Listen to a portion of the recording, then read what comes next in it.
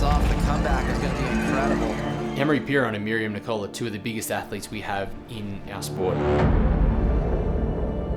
Miriam has won countless races. And what's so special about her is that she's 34 now. She's been around for the real development of mountain bike racing. The injury of last year, the concussion, has been one of the most difficult things that she's had to deal with in her life. And some people said, you will never get back to normal. The speed woman riding this year compared to last year is quicker. You can't take a year off and then expect to get back. The Commencal Markov team is by far one of the biggest teams in the entire paddock. Sponsors expect them to be performing. We've got 7 World Cups and World Championships, so the pressure on that is absolutely huge.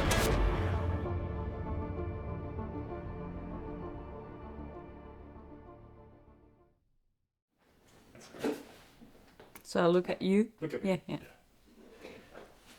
It's something that I think we don't talk enough, but to retire from racing, I guess it's something really, really, really hard to do.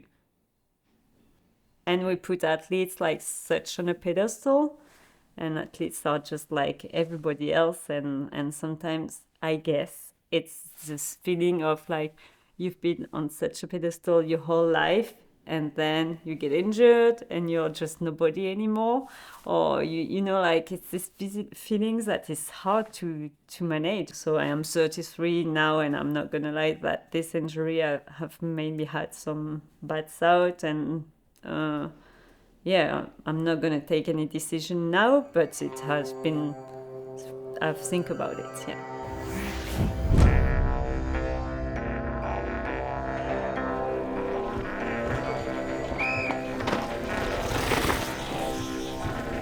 I didn't know what to expect. I remember being on track and watching her first lap. I was like, oh, that's good. She was already super smooth and looking good as ever.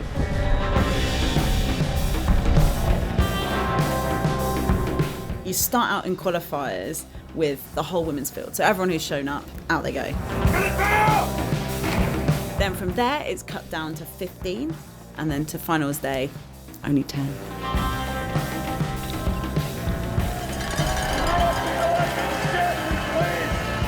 I was kind of scared that we kind of underestimated the level of the women field.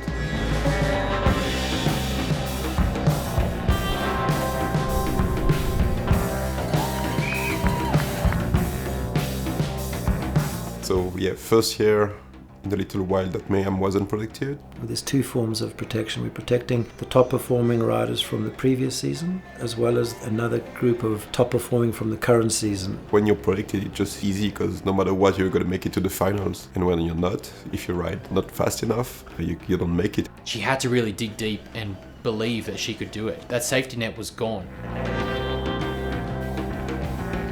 We have to be ready that the level of the women has improved, and it might happen that you might not be in final. And honestly, I was like, come on, I'm Miriam Nicole.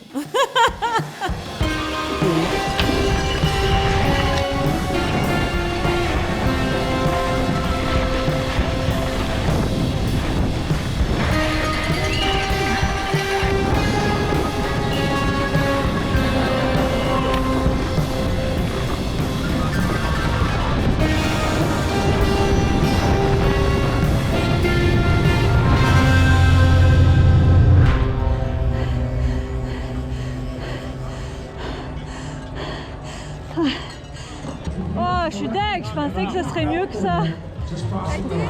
Ben ouais, je pensais vraiment avoir tout cartonné. Was a shock, honestly. I cried so bad because I was not ready. It's impossible. I don't believe it. It's impossible. Big disappointment. At this point, I was like realizing for real that the level of the women's field had improved a lot. It was crazy.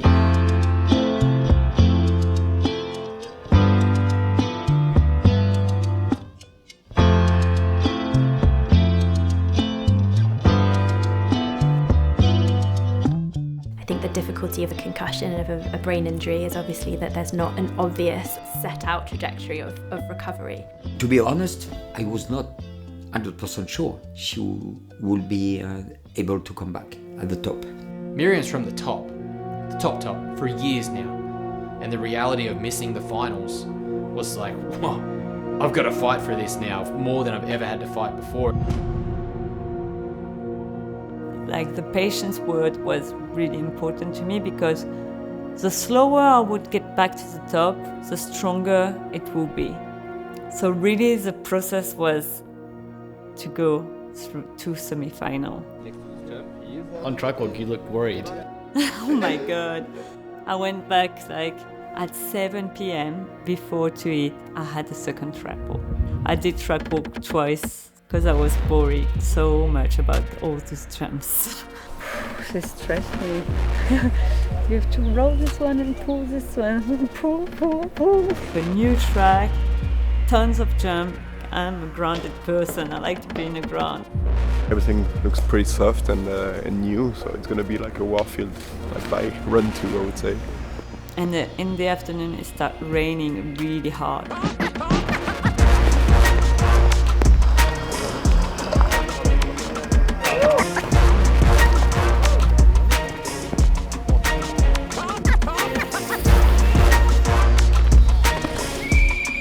I pushed my limits so hard that this day gave me confidence. I did some time training in the mud, and I could see that my times were in the top 5. So this was the first time that I could know that I had improved my skills, I had improved my speed. So this gave me confidence for qualification the day after.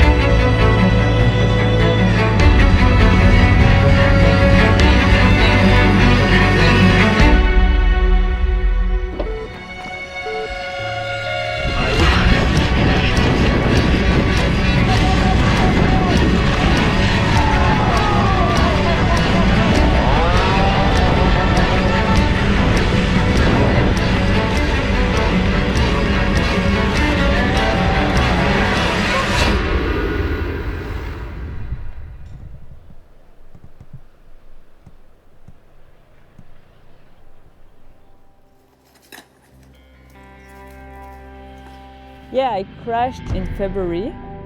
So I crashed in Portugal, in Ponce de Lima. I hit my head on the floor here, and then I straight away got a bit emotional. I had a headache and I felt super tired.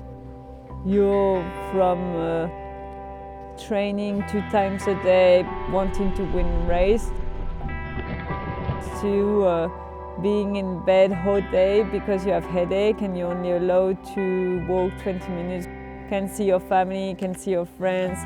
The worst was going with Gaëtan to Paris. Last year we went to Paris to see this doctor, and at the end the conclusion was just your brain is really tired and you have to stop. It was. He said that my symptoms might not go.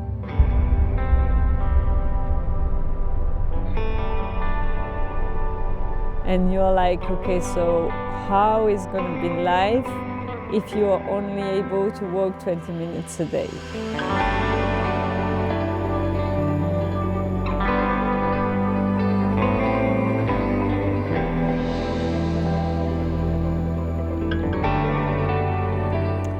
okay, so I'm gonna find what makes me happy in life with this. We put some tools in place, like I had to note myself out of 10 every day, how I was feeling, and depending, we would adapt what I would be able to do. And so yeah, you just like realize that life can be good even though if you can walk 20 minutes, it's just like, it's different. I was enjoying cooking, I was doing some little things and that could make me happy. So it was super hard, but on the other hand, it teaches you a lot.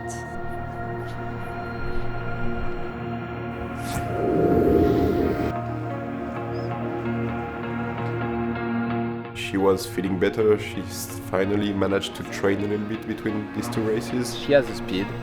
She showed good speed, everything, and she just need to not crush in and out.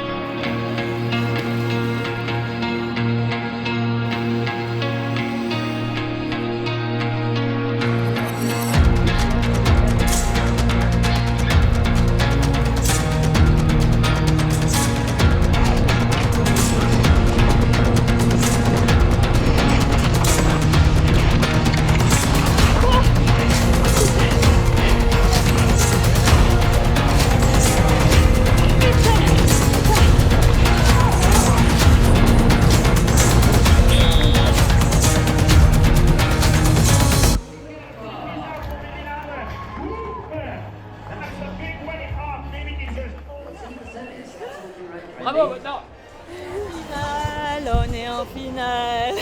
That was the worst word ever. I have 2 hours to talk about it. Where I felt the best yesterday, today was really where I felt the worst. So really good work to do and mentally free, that I don't have to think of protection anymore. So yeah, I can't wait for tomorrow.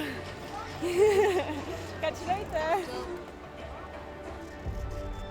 I don't know how long I've known Miriam. I remember racing French nationals when, like, before I was a junior, and I thought she was so cool because she was still on flat pedals. So I have no idea how long ago that was, but over 10 years. Me and Pommel kind of have really similar time frames of how much time we took off with our head injuries. It brought us really close. Like I said, you can't understand it unless you've been through it, and it seems so dramatic from the outside. Or I never knew what concussions were. I never understood why people would take time off. You'd knock yourself out and you see people racing the next day. Like, it's just something that is built within our culture that hasn't been understood properly. And then it's so scary when something like that happens to you. So to be able to share that with someone, even though it's the most horrible experience of my life, we have an insane amount of respect for each other. When we see each other come down the hill, you know, it's like, I know what that person's been through. The recovery, it's not linear and you can't see it. So it's not like you're a scar that gets better over time. You feel it. It's something that's within, and it's really hard to explain or manage or even comprehend.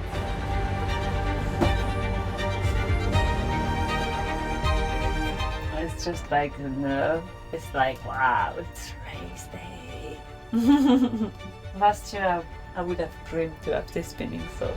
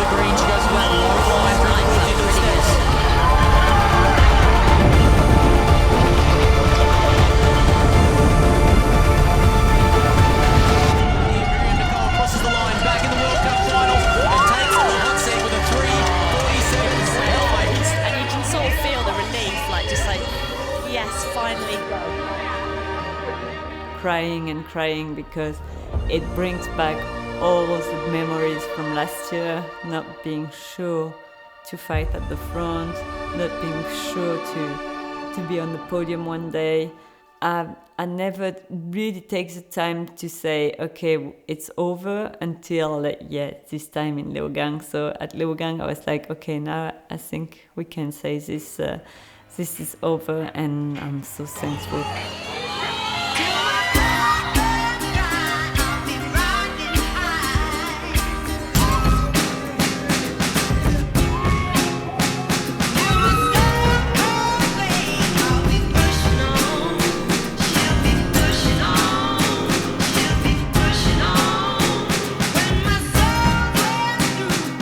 It means a lot. I didn't know if I would come back one day. I didn't know, if I could fight my fear or no.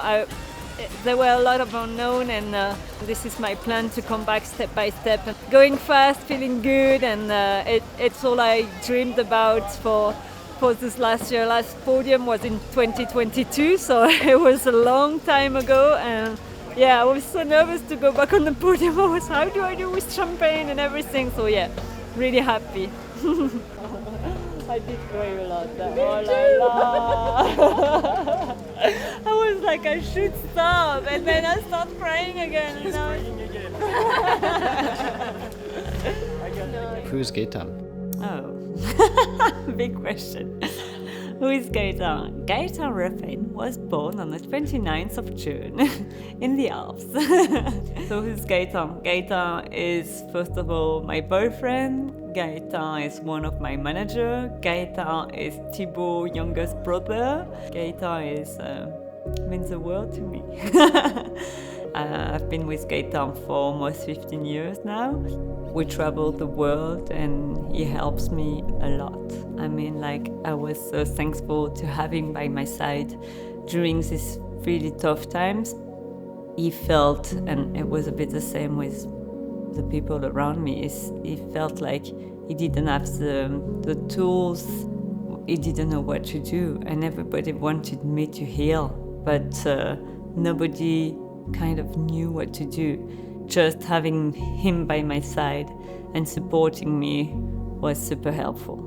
And I feel like to end this chapter, we really need to pause and be like, hey, it's over now, because it has been quite intense, to go through this time.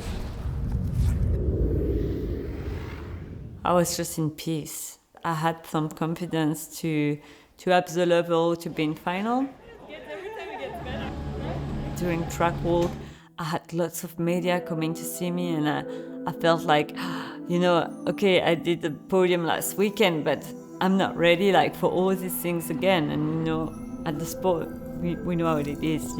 When you perform, everybody's around you, and then in your downtime, it's easy to forget people.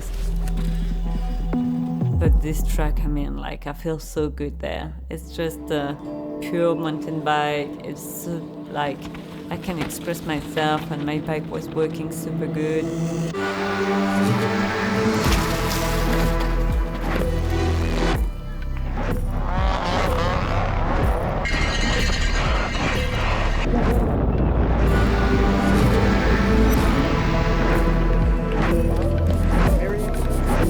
I went away after my quali, and I didn't know I was number one. And I was like, oh my God.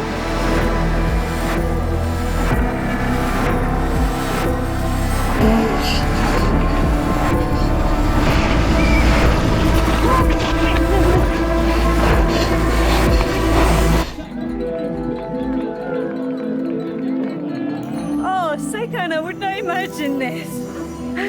I crashed at the start and still managed to be second with kind of a long crash. So I was like, okay, you can really do something. I think she realised after Leogang that she was on good form. And if you were trackside in Val di Sole, I think at that point you saw Pom Pom riding and you thought, she believes this now. Because Val di Sole is such a technical track. It's so tough, and she was just bossing it.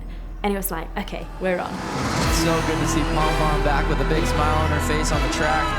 riding really good here, had some big rides in the past. And she's riding with a level of fire we haven't seen in a minute before. Yeah. If Miriam can pull this off, the comeback is going to be incredible. She's in touch here. Tani was really fast at the top of this track. 1.8 seconds back from Tani Seagrave. She's going to need to start picking it up. She's going to pull that time back on Tani. Miriam Nicole charging into sector 3, so that's it. Tani Seagrave has pulled some more time on Miriam here. Our second fast score by Miriam Nicole across the line. And she goes to 4th position today, which means Tani Seagrave is your Val di Sole World Cup champion. And I was so disappointed. And as I said to everybody, it's crazy how I could have been third few days ago, being the happiest girl in the world, and being fourth. It's just like, I was so disappointed. We all got caught in that, oh, she can win. So yeah, let's expect her to win. The pressure I gave to myself was like so bad, and I kind of went back in my older pattern, being like, you can win, not sleeping, you can do it, putting pressure on me. It took me a few days to be like, come on, you were just not ready to win. And my coach, Nix, is so good at taking the picture a bit far back. And he was like, you got third last week, fourth this week, with a win in quali, a second place in semi. That's such of a strong weekend. And it took me a few days to really be like, that's right, it was amazing. And also to tell myself that I don't want to race this way anymore, where I'm so unhappy. And no, this is not what I want anymore. Now I want to be part of the community. I want to share this with the fans, with the people around me, and I want to be happy during race week. And being so stressed, it's just killing my mind and my body, and I don't want to go in this direction again.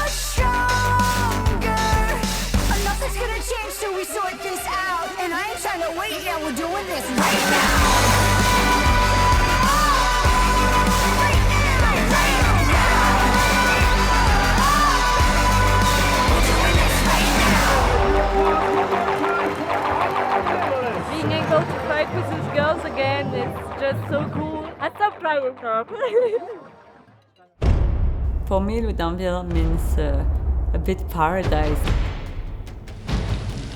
It's so calm. It's serenity. It's green.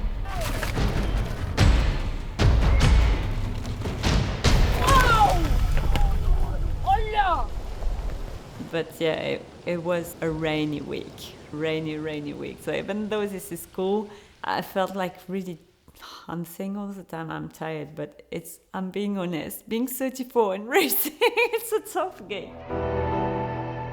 I think anybody that really succeeds at a high level consistently, I think you got to be able to deal with adversity well. You know, you don't luck into like being one of the greatest of all time. That's something that takes a lot of time and effort and a lot of failure to get to that point. Miriam is perhaps the most experienced rider, or at least one of. I think this is maybe her 15th year on the Riding Addiction team. Not even where she was last year, but just where she was at the beginning of the season. And it took her so less time to be there, like riding and racing at the very top level in the world. You know, that's pretty crazy when you think about it. She's really proud of what she's achieved and the way she's riding and the way that each round she's moved forward, whether that's like a mental tick box or physically in a result. But she says to me, I always want more. And I think that's the essence of being an incredible athlete. Like you never settle. Him and Thibaut are like my secret weapon. It's kind of unfair to win a World Cup when you have a Tib and Guess on track. Le Red. T'as fait quoi le coup d'avant? Je retourne à gauche, fais la virgule. That track, the way it's shaped, it's obviously pretty steep, but the nature of the terrain is makes it like very challenging.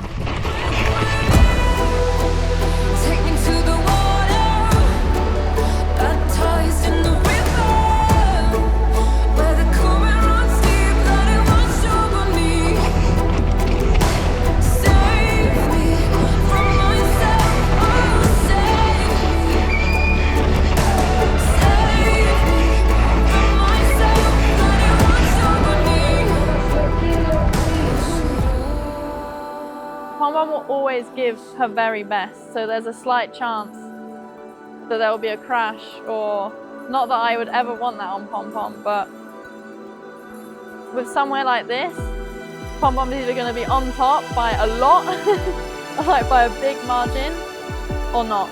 Pom Pom will always turn up the heat. Miriam Nicole leaves the start for Commencal Mokov. Pom Pom is on track. 0.2 of a second back in the first split. She's just up faster by 0.04 of a second now for Miriam Nicole. Did you see the way she just leans the whole body into these rats and just trusts them? Third, a fourth, another fourth, a fifth, a second. She's due a win. Is it going to be this afternoon? DC Green, 0.3 of a second back over Miriam Nicole, so she's right on pace with plenty of technical track left in front of her. To nail the backside set. Sets herself up nicely for this big draw. Oh, she's up! She's up by 0.8 of a second.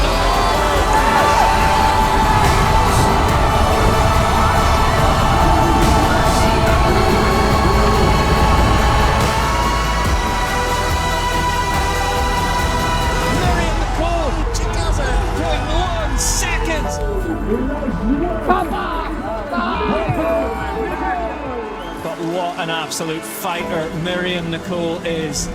Never back down, never gave up. Always believed she could get back to this point. Back on the top step. I know now it doesn't happen by a surprise, and it's kind of cool to say it's magic, but it's not magic. I did an interview last year, and that was with you guys, Slipper, and today I'm doing another interview 1 year later, and it really helped me to realize that how I was at this time and where I am today. For me, I call this season the perfect season, because it has been really like not qualifying to final the first 2 World Cup, to end it up like 6 World Cup first spot. It's just like I'm super stoked, and it was a strong build.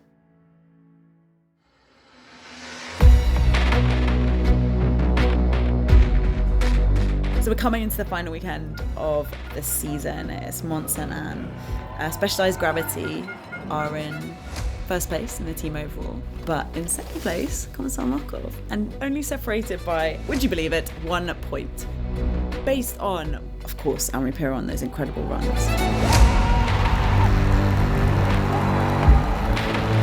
But also what Miriam Nicole had contributed to the team. It means a huge amount to these teams to win Team of the Year, because there are so many people who go into making this thing happen. We have our chance. if everything goes okay for every rider. Maples, he was riding really good, like he's been this year, but even more this weekend, and we knew that it's a track he could do well. But yeah, another stupid crash in semis where he was fighting for podium time, you know. Things started to get spicier. Amaury injuring his finger.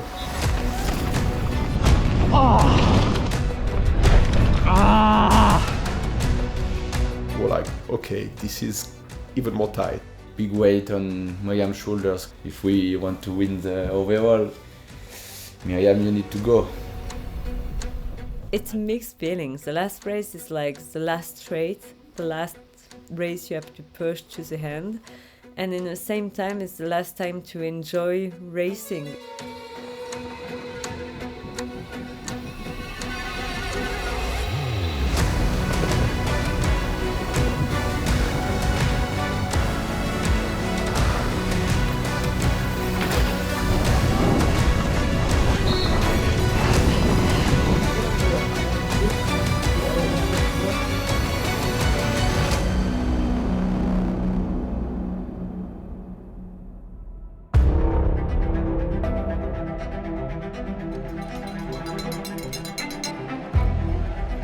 I didn't expect those conditions, to be honest. I don't know why I didn't check at all the weather.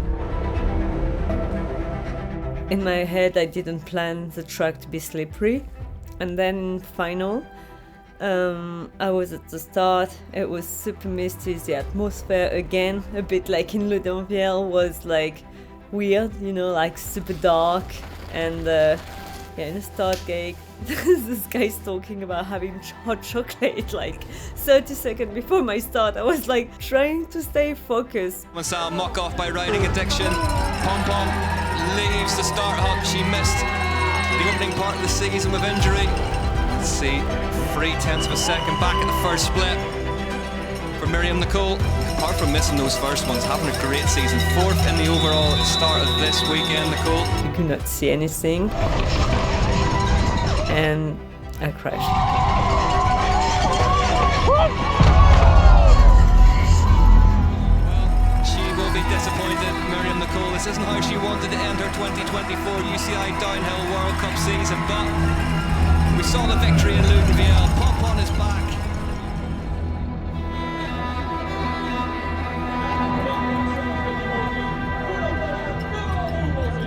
Saison de la Enduro World Series, Richie Rude Jr.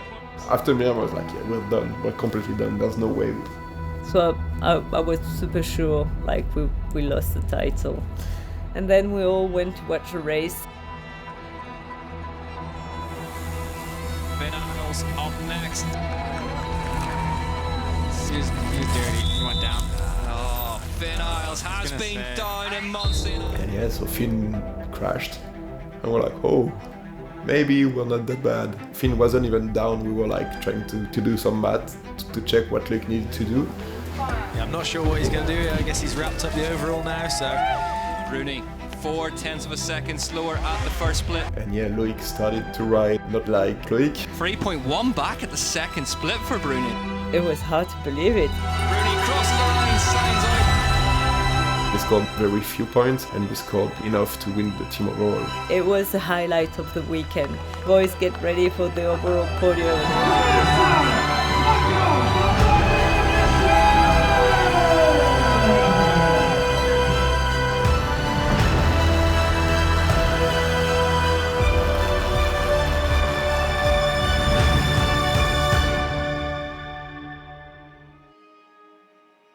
During this time, last year, I kind of touched the fact that it was the end of my career. Yeah, now I realize that I love challenging myself. Most of all, this is one of my best values. It's just like challenging myself and loving what you do and sharing it with good people around you. So it is really what I'm looking for now. And I feel like I'm still on the way up. So yeah, it's just like I feel like I have tons more tools now to enjoy more and to be aware of this. And racing is no joke, and racing is super uncomfortable. I hate being in this zone, but I love it so much. It's a good opportunity to be better at handling like these nerves, handling this pressure, handling this emotion. And it's so good to go through this bad moments, because then it's even better.